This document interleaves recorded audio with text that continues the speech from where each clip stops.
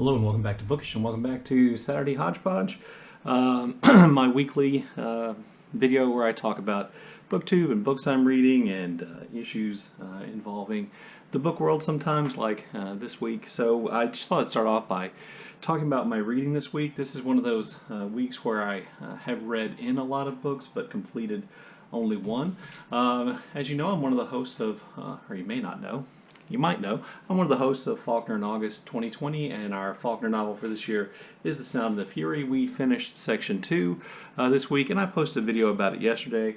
This is my favorite Faulkner novel, one of my favorite novels of all time. I'm having a great time, but I will tell you that reading through Faulkner and thinking and trying to organize my thoughts and come up with some kind of video, which I think could be helpful to readers of this book, is taxing. And it has kind of put a hole in some of my reading time, but I am enjoying that. By the way, several other people are making videos about this. My co-host is Alan from Big Hard Books and Classics. He's made videos. Crypto and Una from the Codex Cantina have made a video. Roz and her husband Steve made a video. Let's see. Who else has made a video? Oh, Jack from the Rambling Raconteur has made a video, and I know I'm leaving somebody out. Oh, Sluggish Reader also has made a video. Is that it? I'll leave links to all their videos down below because they're all great, and if you're interested in this and you're doing the read-along, you should go watch everybody's video. Also, I talked last week about Lakota America, a history of Lakota people, or as they're more commonly referred to as in a larger group as the Sioux Indians, by Pekka Haimalainen. And this is kind of a reassessment, a look at in depth the history of the Lakota people and how they established an empire in the northern plains along the banks of the Missouri, and how their history is far more complex and far more than just the Battle of the Little Bighorn, Crazy Horse, and Sitting Bull, and those things. This has been really good. It is a slow read for me.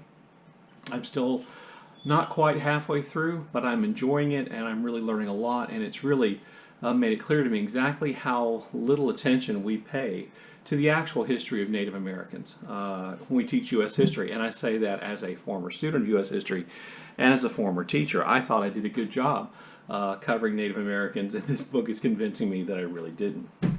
I also started this week The Dragons, the Giant, and the Women, a memoir by Waiatu Moore, who is the author of a novel which called She Would Be King, which got a lot of attention, or has gotten a lot of attention here on Booktube.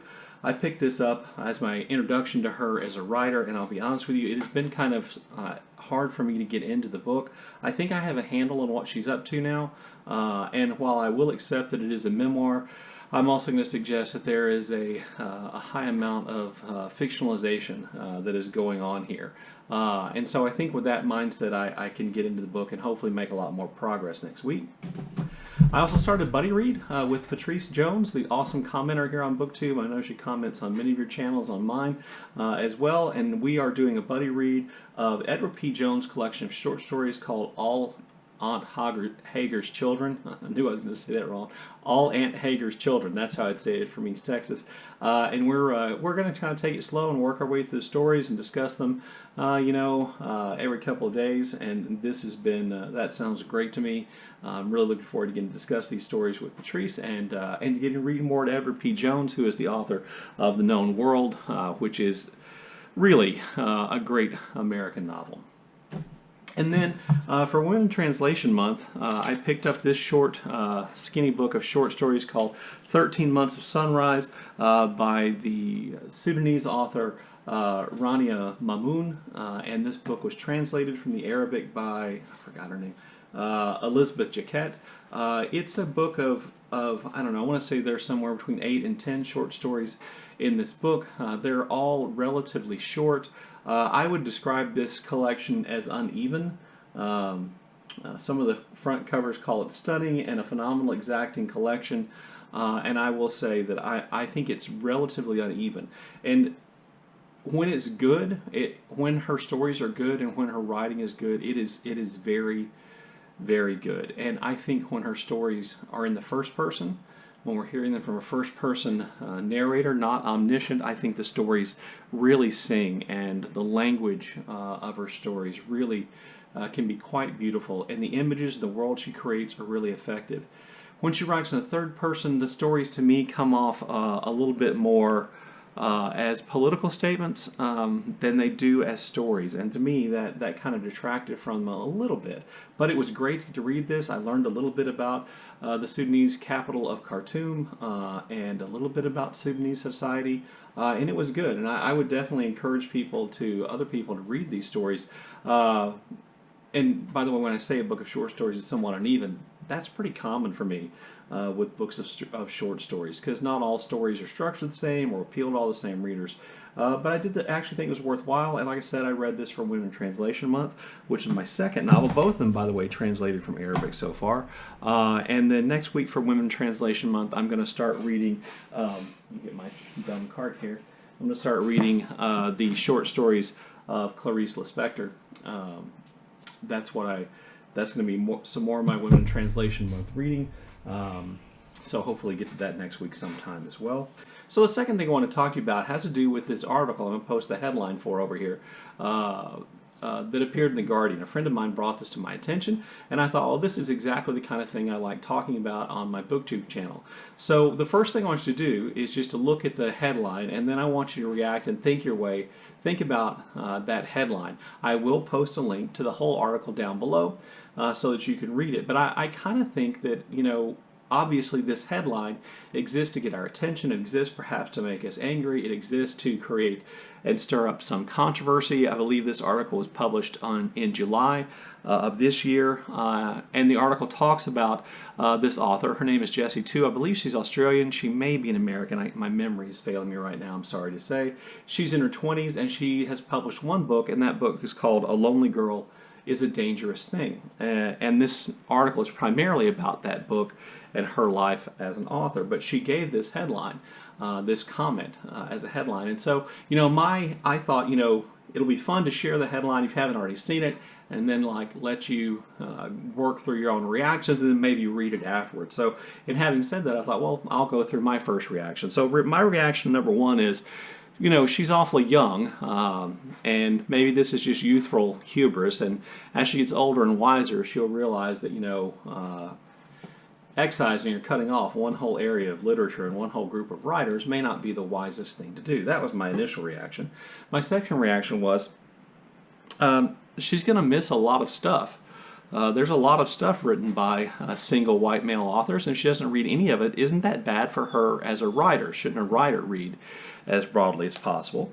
My third reaction is that, well, when I thought of it harder, I thought, well, she's obviously a reader and a writer. She's probably read a whole lot of stuff by single white men. I mean, the truth of the matter is, most of us in the Western world grow up reading books by, not single, reading books by straight white men. If I've been saying single instead of straight, I mean straight white men.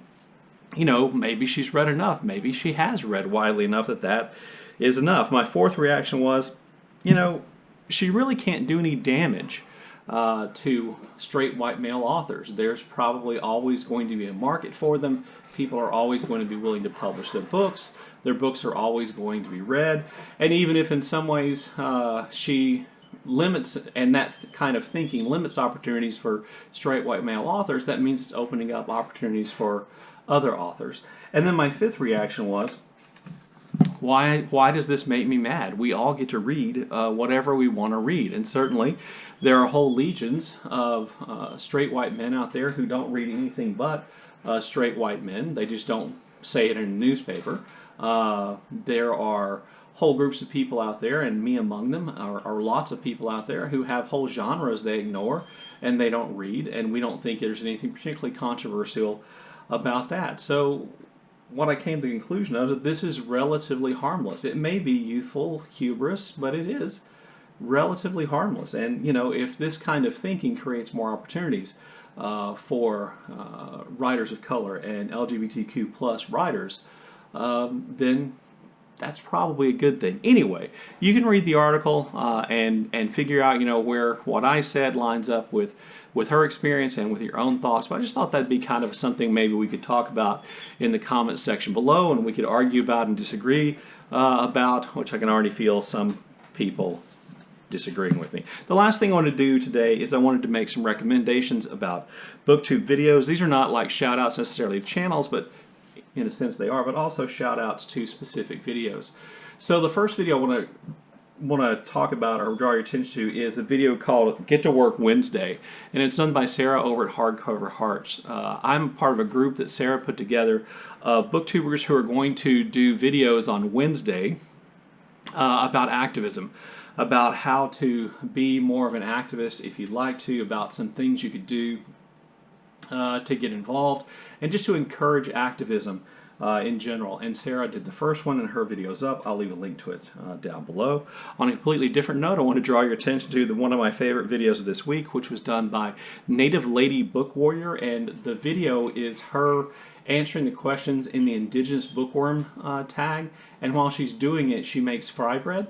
And you get to see her make the fry bread, and her kids are in the video, and there's, you know, great, in the kind of interludes she has the music of Native Americans playing, and it just really is, I just thought, a great and delightful video. If you've never visited her channel, this would be a good opportunity to go over there and look at it. By the way, at one point, one of her kids is actually doing the filming for her because she's doing the cooking, and so the camera work is a little bouncy, but it's still a great video. Also want to draw your attention to Brianna at Brianna's Library and her in-table book chat videos. This week she did her second one, and they're just delightful. She literally sits by an end table, discusses the book she's been reading, what she's finished, what she plans on reading. Brianna is a very politically active person and with very strong political opinions, and that is reflected in her reading taste. But she's just delightful. It is wonderful to hear her talk about books and to hear her talk about her beliefs and ideas, and she has the best intro music, I think, of any Booktube channel. So if you haven't checked her out, go look at that. Also, last week, and I missed this last week, Silje, who is a booktuber from Norway, posted a vlog video. It's called a Week in Bergen vlog, where she went back to Bergen, Norway, where she used to live. And if you've never been to Silje's channel, she does some of the greatest outdoor vlogs, and I tell her all the time, you know, your vlog makes me want to move to Norway. I'm pretty sure I couldn't handle the cold in the wintertime, but it's just beautiful. And Silje is an elementary school teacher, and she just has a great channel. She goes to lots of cool bookstores and lots of cool places and lots of cool nature. Just a great video. And then finally, I wanted to just, if you weren't aware of this, tell you that Amy from Amy Gets Lit is finally back after a hiatus that lasted so far all of 2020. Amy is back with a video of her weekly reads, and welcome back, Amy. You are sorely missed here, and I hope that your health allows you to make more videos. No pressure or anything, but I know I missed you, and I know lots of people did. So I'll leave a link to all those videos down below. As always, thank you for watching. I look forward to your comments in the comment section below. Oh, I said that backwards. As always, I look forward to your comments in the comment section below, and thank you for watching.